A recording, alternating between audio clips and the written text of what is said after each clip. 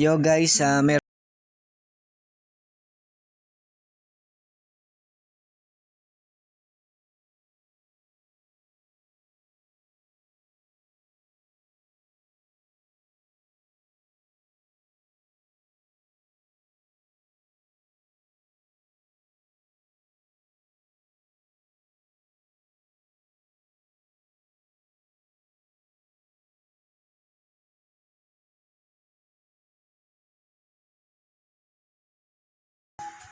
at itong color green, ito yung tinatawag na common line. Ito yung nakakonekta sa isang linya ng plug. Diyan tayo maglalagay ng thermal fuse. Diyan sa color green na yan. Ngayon puputulin natin dito. Tapos babalatan natin yan.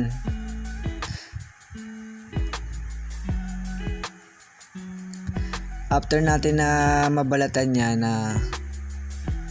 hihinangin natin yan para mas maganda yung pagpulupot natin mamaya ng fuse dyan.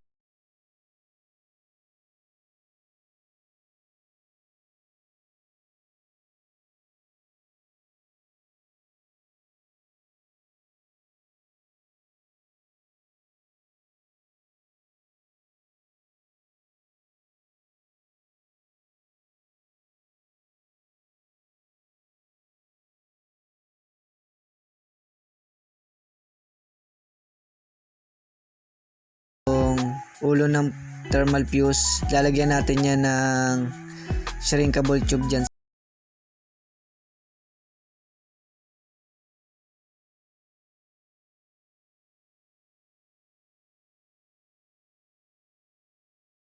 Windings.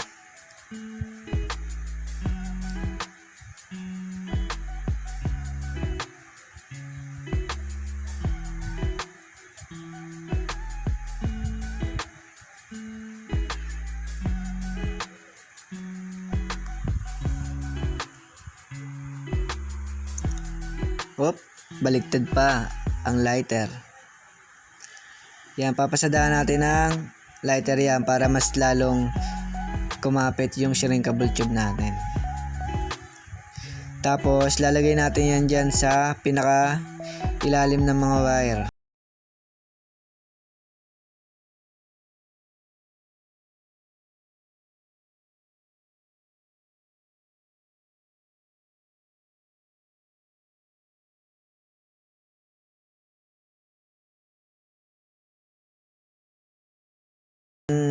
Gaano kahaba ang ilalagay nyo, tansyahin nyo na lang din.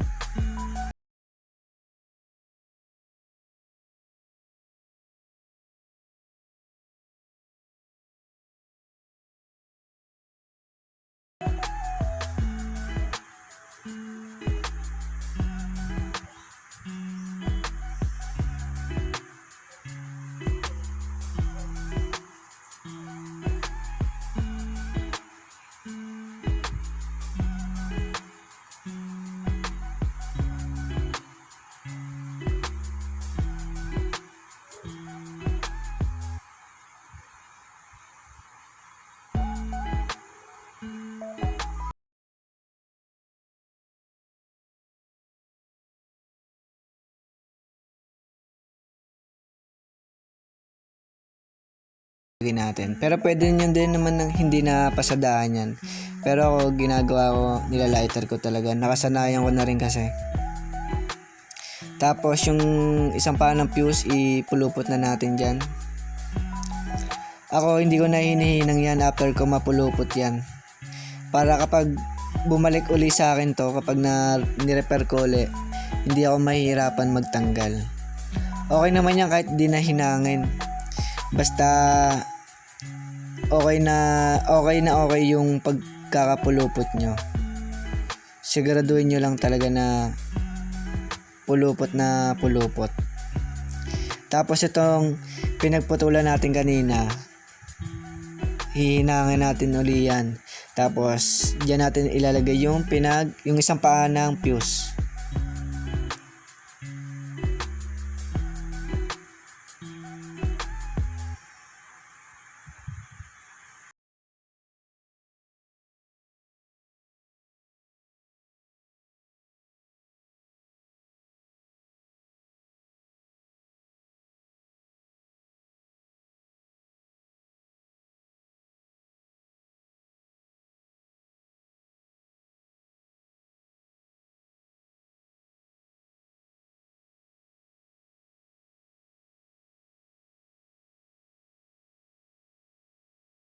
bagong motor. Tapos yung dalawang paa, lagyan natin ng spaghetti tube o kaya shrinkable tube, yung ganito. Pero ako ngayon, spaghetti tube yung ilalagay ko. Kasi may nakukuha naman ako sa ibang mga motor na katulad na ganyan. Yan kasi yung spaghetti tube na yan, nakuha ko lang yan sa ibang mga electric pan. Kaya tinatago ko talaga yan para kapag ganyan maglalagay ako ng thermal fuse, may magagamit ako. Tapos after natin malagay ng spaghetti tube, talian na natin ng cable tie. Tapos ilusot nyo lang dun sa pinagtalian niya ng windings.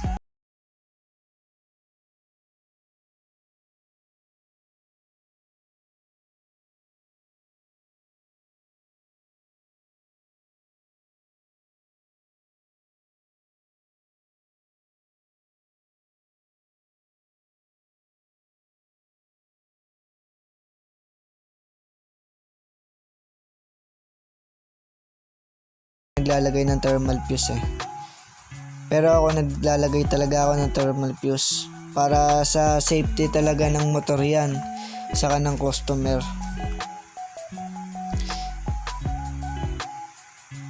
Yan guys, okay na, nalagyan na natin ng thermal fuse. Saka kapag maglalagay kayo ng thermal fuse, yung fuse dapat nakadikit dapat sa windings. Pero kung di nakadikit sa windings yan, useless lang din yung paglalagay nyo ng thermal fuse. Tapos check na natin kung okay ba yung pagpapalit natin paglalagay natin ng thermal fuse. Check natin kung may palo ba dyan sa tester.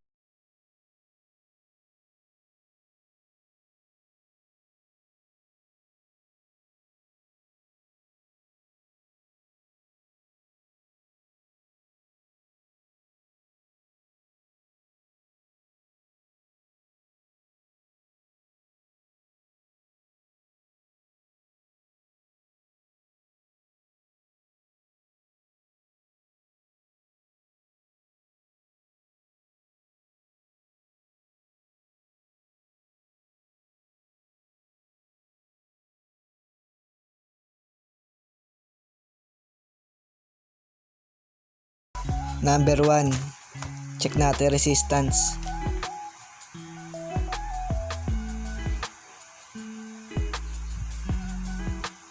Ayun, pumalo. Common to speed number 2.